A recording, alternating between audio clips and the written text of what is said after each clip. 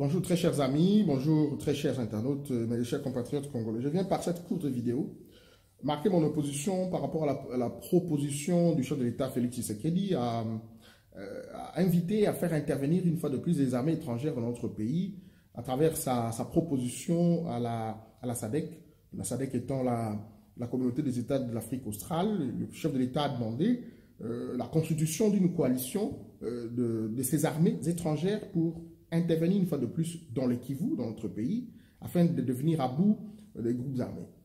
Je m'oppose à 3 niveaux. D'abord, sur le plan interne, le président de la République, même en allant vers les autres, aurait dû commencer lui-même par faire la réforme au sein de l'institution, c'est-à-dire au sein de l'armée, faire des réformes.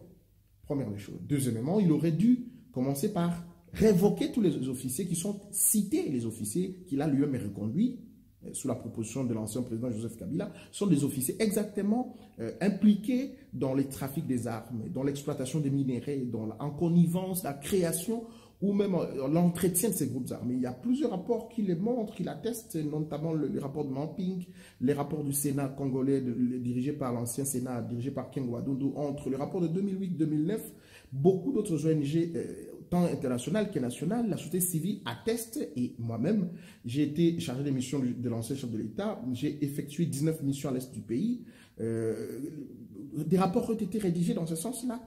Il y a effectivement une connivence entre les officiers qu'il y a à Kinshasa et les groupes armés. Le président de la République aurait dû commencer par faire le balayage, le toilettage au sein de l'armée nationale. Un premier élément. Un deuxième élément sur le plan interne. L'ancien président de la République avait un conseil spécial qui a parlé chargé de la corruption.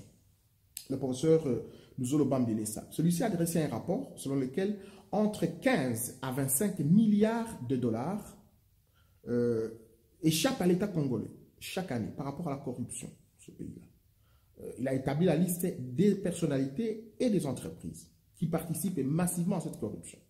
Si le chef de l'État, Félix Tshisekedi, voudrait réussir, en dehors du fait d'éradiquer, de sortir de l'armée les officiers de l'ancien régime de Kabila, il doit mettre la main sur tout, fermer les tuyaux par lesquels sort de l'argent et prendre cet argent, affecter ne serait-ce que 5 à 10 milliards de dollars pour la réforme et la formation de notre armée. Faire revenir la coopération, par exemple, la coopération technique belge, la coopération militaire belge, qui a formé des unités spéciales dans notre pays, même avec les Nations Unies. Ça, c'est un autre élément. Par le passé, l'armée nationale a montré ses prouesses.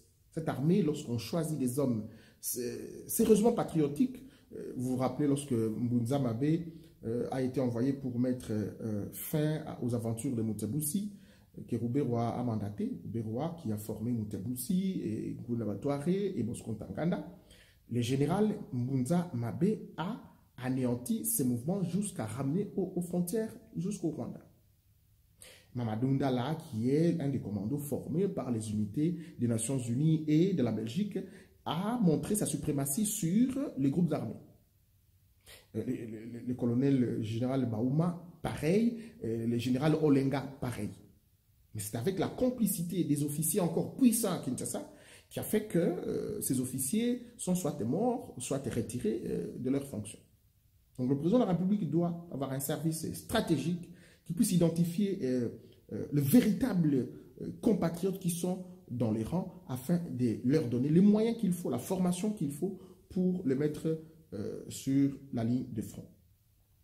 Donc, j'aimerais me poser la question de savoir, est-ce que Félix Tshisekedi a la volonté de réussir sur cette question? S'il a la volonté, il doit commencer par faire le toilettage au sein de l'armée des officiers qui sont eux-mêmes impliqués dans l'entretien, dans la formation de groupes armés, dans le financement, parce que tout simplement, les massacres sont commis, mais aussi le pillage des ressources de notre pays. Il ne nous manque pas des officiers supérieurs. J'ai toujours cité des noms. Et même au Canada, j'ai rencontré dernièrement, je ferai une petite émission avec lui, j'ai rencontré dernièrement un compatriote qui est instructeur à l'armée royale du Canada.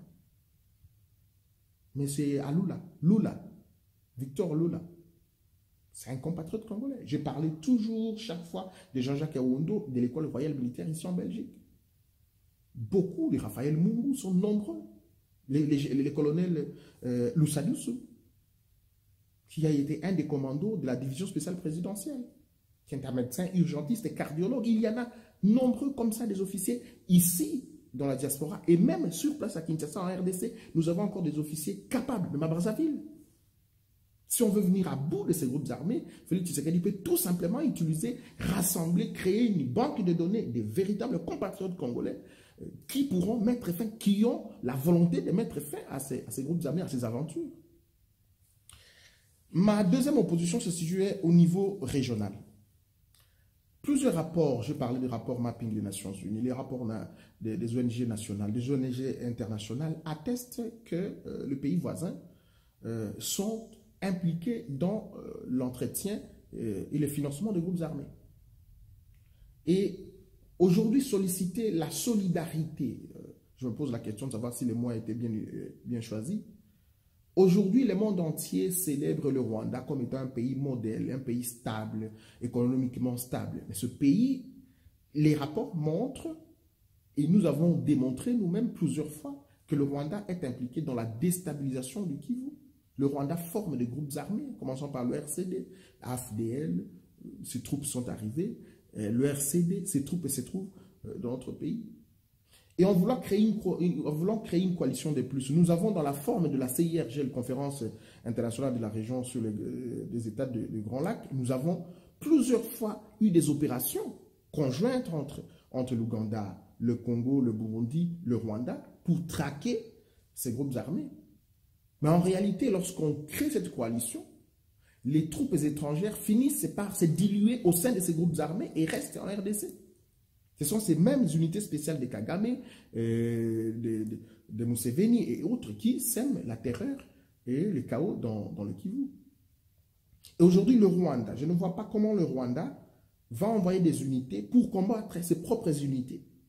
Est-ce que le Rwanda a la volonté d'arrêter de financer les groupes armés parce que sa stabilité procède du fait de l'instabilité de la RDC dans sa partie du Kivu?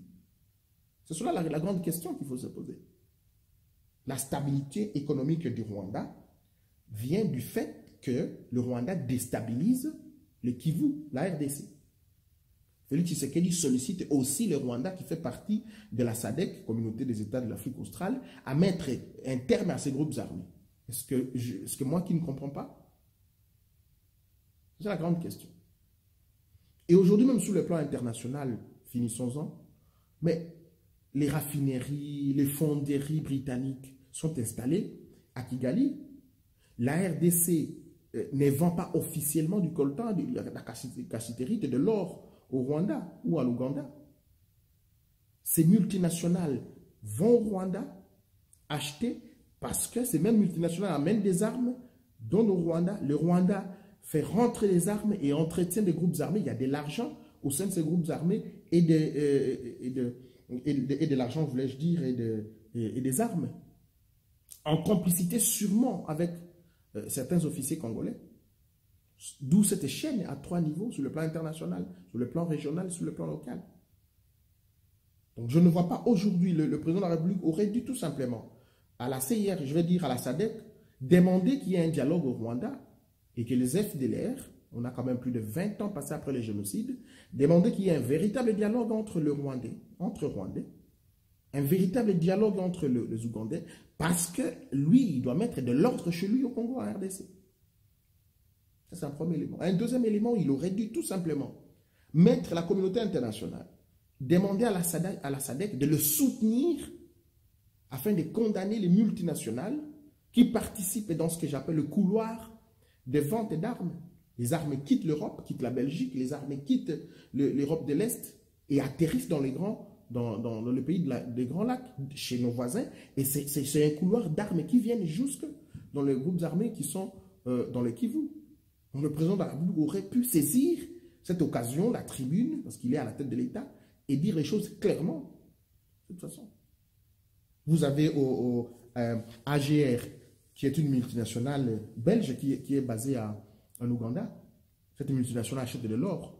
Mais est-ce que nous, la RDC, nous vendons de l'or officiellement en Ouganda? Non. Mais ce sont des groupes armés qui vont vendre là-bas.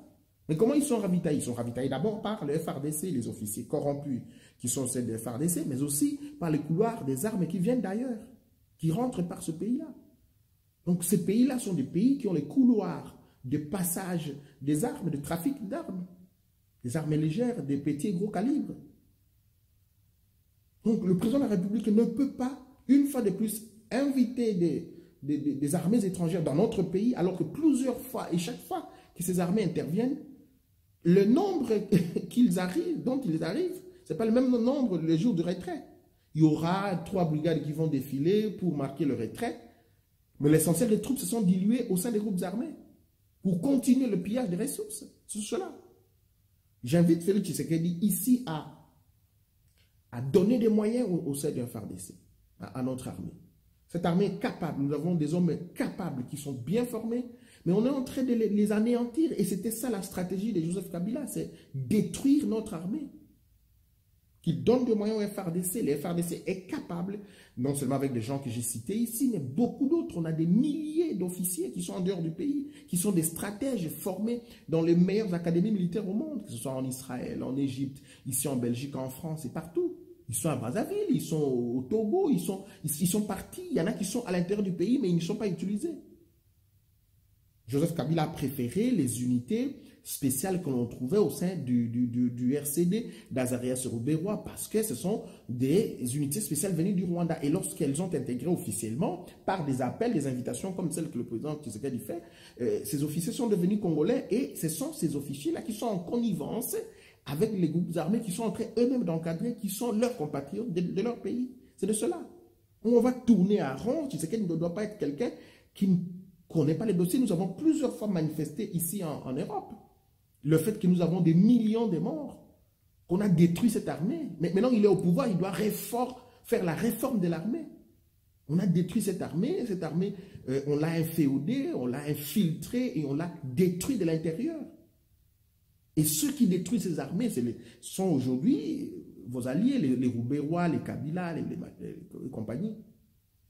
Donc le président de la République a une lourde responsabilité ici, je me dis, de revoir sa décision pour d'une part, même en allant vers les autres, parce qu'il n'y a pas que le Rwanda, le Burundi et l'Ouganda dans la SADC, on peut aussi inviter les troupes comme celles de l'Angola et même de la Tanzanie, etc.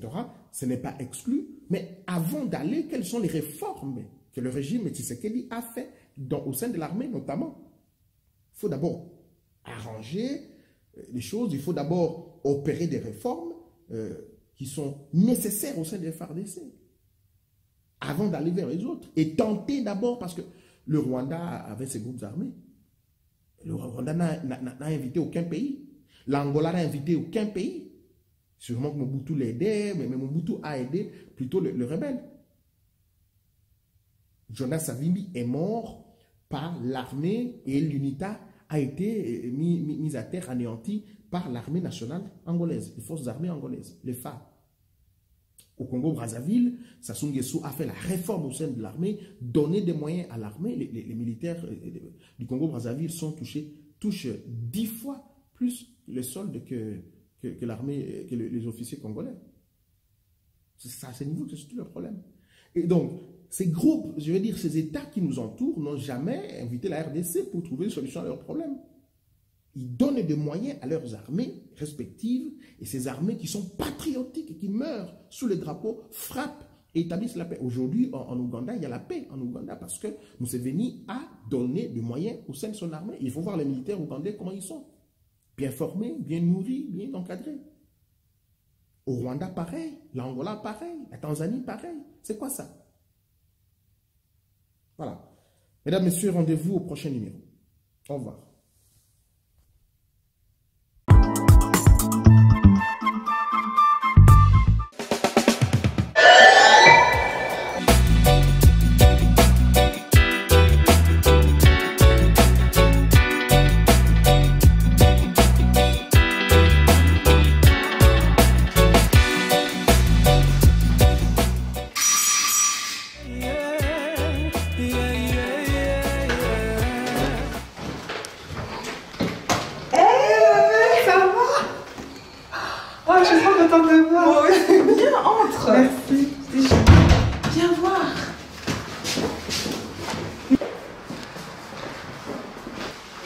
C'est joli cette journée, c'est pas mal, non? J'ai découvert La nouvelle merveille. J'avais dit que j'avais une surprise pour toi. C'est quoi? Regarde ce qui se passe. Ton clip passe sur Max TV en exclusivité.